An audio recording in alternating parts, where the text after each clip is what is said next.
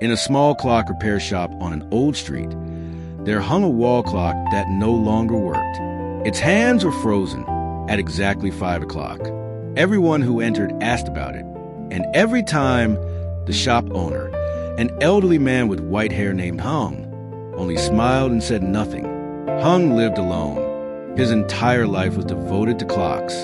He repaired them carefully, cleaned every gear, listened to every tick as if it were a human heartbeat. People often said, "You can fix any clock. Why keep a broken one on the wall?" Hung would reply quietly, "Some clocks should not be repaired." One day, a young man rushed into the shop. His face looked tired, his movements restless. "I need this fixed quickly," he said. "I'm always late."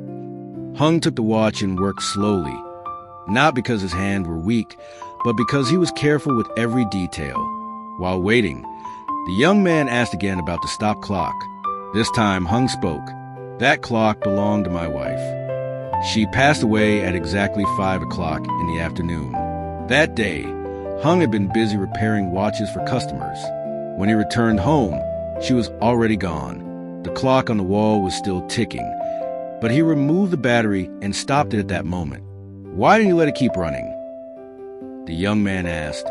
Hung looked deeply at the watch in the young man's hand and said softly, "To remind myself that some moments once missed can never be repaired, no matter how skilled you are." The young man fell silent. When he received his watch back, the hands were moving smoothly. But this time, he didn't rush to leave.